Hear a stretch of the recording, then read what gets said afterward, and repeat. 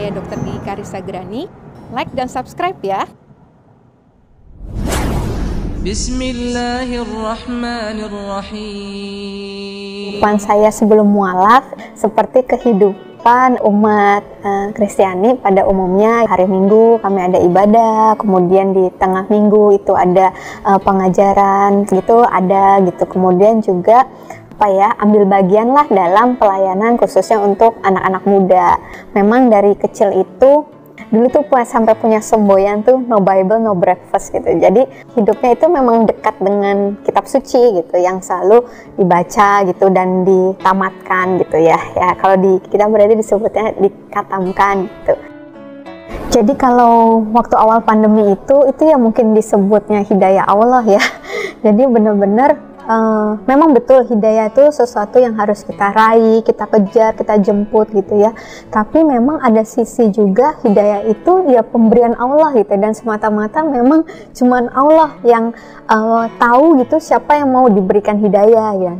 Waktu saat itu, hari itu saya itu justru melihat perempuan muslimah yang pakai niqab tuh sebelumnya dengan pikiran yang gimana gitu ya, agak lebay banget gitu, sampai nutup tinggal mata doang yang kelihatan gitu kan. Tapi Masya Allah di situ justru Allah sendiri yang membukakan mata saya bahwa lihat deh sekarang itu malah kita seperti kayak mereka gitu, pakai masker kemana-mana gitu kan, nggak boleh jabat tangan dulu gitu kan, rajin cuci tangan itu kayak orang jaga wudhu gitu kan. Nah, walaupun memang lingkungan sekitar saya dari kecil, tetangga-tetangga, kemudian di sekolah, di kantor itu ya tadi muslim friendly ya tadi disebutnya gitu, tapi orang muslim kan nggak ada yang juga mempengaruhi gitu ya supaya kamu masuk sini ke agama Islam, kan nggak ada yang seperti itu gitu ya, karena memang tidak ada paksaan dalam memeluk agama Islam gitu kan, lakum dinukum waliyadin. Dan saat itu juga kalau misalnya orang-orang mungkin berpikir Islam tuh teroris dan sebagainya gitu, itu nggak ada di pikiran saya, keluarga kami tuh nggak ada gitu,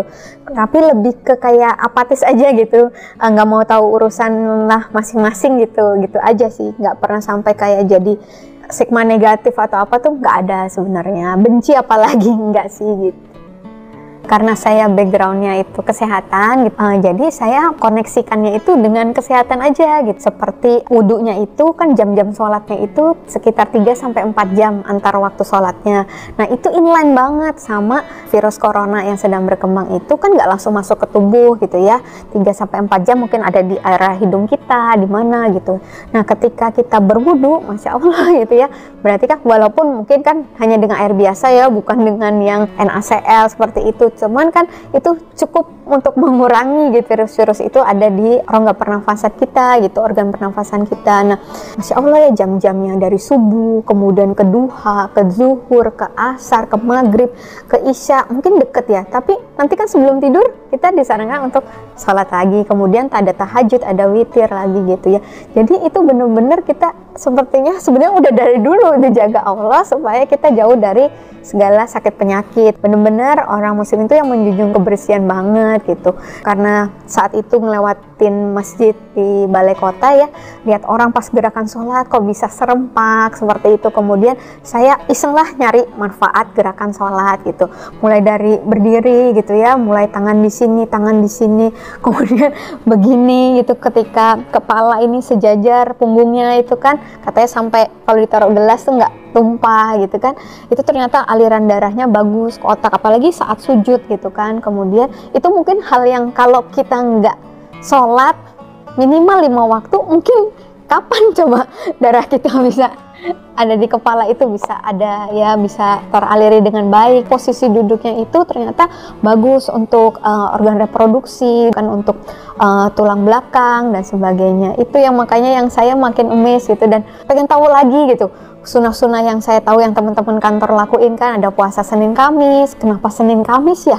Oh ya pas banget ya kalau hari Senin kan weekendnya habis makan, mungkin kita lagi sama keluarga makannya wah gitu kan nggak terkendali, ternyata hari Senin kita seperti di detox gitu kan gitu. Kemudian ketemu lagi hari Kamis, itu Masya Allah itu yang benar-benar saya kok bisa ya gitu, ajaran yang sejak dulu itu kok ternyata sekarang tuh inline gitu dengan kesehatan. Waktu saya kecil, remaja gitu sampai dewasa itu sebenarnya tadi waktu saya mempelajari kitab saya sebelumnya, dengar-dengar khotbah gitu ya, sering sih suka ada timbul pertanyaan di hati gitu yang sering kali juga nggak tuntas gitu terjawabnya, itu yang kayak masih menyisakan pertanyaan seperti itu, sampai akhirnya kayak udah di persimpangan jalan gitu, saya kayak mau lakukan yang lama itu ragu, tapi mau lakukan yang baru kan belum bisa gitu. Akhirnya itu saya memutuskan untuk datang dulu ke Mualaf Center, maksudnya sekedar untuk pengen tahu lebih jauh aja, pengen belajar dulu seperti itu sih gitu. Tapi Masya Allah ternyata malah langsung dibawa kepada intinya, yaitu tauhid itu sendiri yang benar-benar Masya Allah ya, tauhid ya inti dari semuanya sih gitu ya. Kita kembali fitrah itu ya, karena apa ya, sejatinya kan manusia itu emang selalu berusaha nyari yang benar gitu ya, dan kembali ke fitrahnya ya. Kalau fitrahnya itu tauhid ya itulah, alhamdulillah banget, itu hari yang saya syukuri sekali sebenarnya gitu ya. Itu saya buka websitenya, di situ ada pilihannya ya, ikhwan, akhwat gitu. Belum tahu lagi artinya ikhwan, akhwat itu apa gitu kan.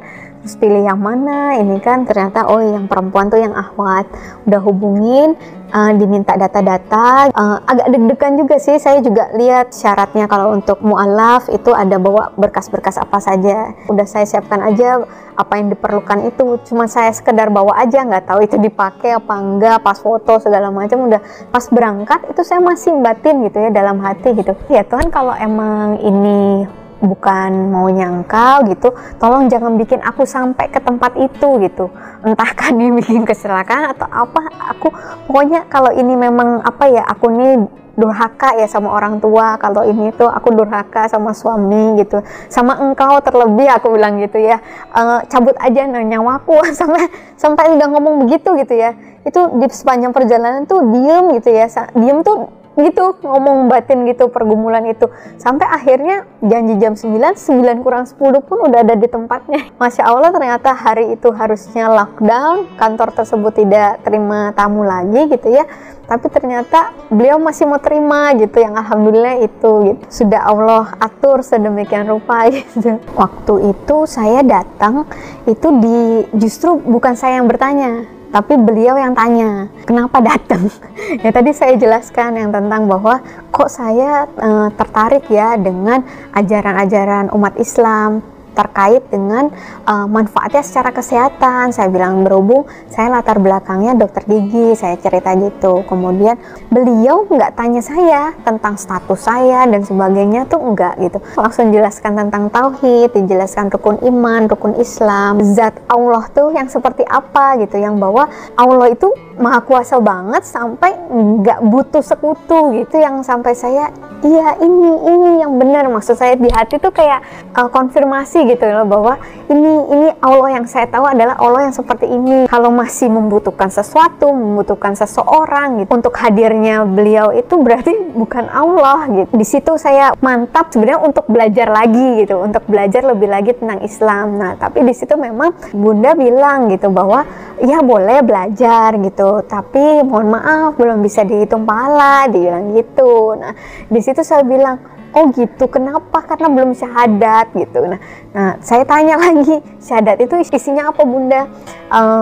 Ya percaya Allah itu esa, percaya Muhammad itu utusan Allah, percaya. Saya bilang, kemudian ya udah itu isi syahadat. Ya udah saya syahadat, udah as simple as that.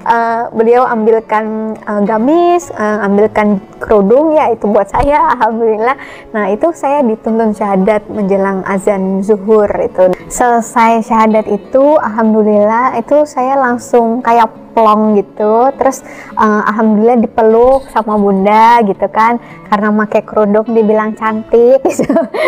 Nah itu cocok pakai jilbab katanya gitu ya, alhamdulillah gitu ya waktu itu. Terus hari itu zuhur, berarti saya harus pulang untuk mandi besar, kemudian asar saya sudah kena kewajiban untuk melaksanakan sholat asar sebagai kewajiban utama saya seorang muslim. Gitu aja sih waktu itu, saya bener-bener menapaknya itu setapak demi setapak gitu, nggak tahu gimana caranya sholat, ya udah pakai YouTube kayak gitu. Momen sholat tuh momen yang saya nantikan gitu ya, dari waktu ke waktu tuh waktu yang alhamdulillah ya Allah udah zuhur itu, mudahkan ya Allah untuk nanti bisa asar, abis asar juga alhamdulillah bisa asar, mudahkanlah untuk bisa maghrib. Itu bener-bener berasa banget gitu ya, yang waktu itu cuman sempet yang fardu dulu ya, karena 4 rakaat aja tuh rasa lama gitu, dan keringat sejagung-jagung tuh udah bercucuran gitu, mukena sampai lepek banget itu karena takut gitu ya, sambil takut gitu kan. Bener-bener waktu itu saya cuma minta, ya Allah kasih aku kesempatan untuk belajar lebih lagi tentang Islam dulu gitu. Kan saya cuma tahu yang 3 jam tadi dari Bunda Sri itu ya, yang di Mualaf Center gitu. Jadi saya mau tahu isinya Al-Quran aja, minimal saya sampai khatam terjemahannya Al-Qurannya dulu. Jadi di situ saya bisa cerita ke adik saya, ke suami saya, ke orang tua saya gitu. Nanti nggak sekedar saya dibilang cuman kepengaruh orang, ikut-ikut orang atau apa gitu dan sebagainya gitu. Tapi emang bener-bener saya tahu gitu. Karena saya tahu kalau misalnya saya cuman alasannya tuh cetek banget gitu ya, itu pasti kan ketika ada tantangan, ada kendala, itu pasti kan kita akan mudah untuk gugur ya, mudah untuk menyerah gitu kan. Dan saya rasa nggak bisa main-main dengan agama gitu ya gitu. Insya Allah waktu itu saya, karena dengan tadi udah yakin ini agama yang betul gitu ya, agama yang membawa saya kembali kepada tauhid, kepada fitrah, itu ya udah gitu, kayak harga apapun yang ada di depan gitu ya, itu akan saya bayar gitu. Saya pikir kalaupun saya harus meninggal pun, waktu itu saya mikir ya sudah, saya mati dalam keadaan sebagai muslim, itu aja waktu itu.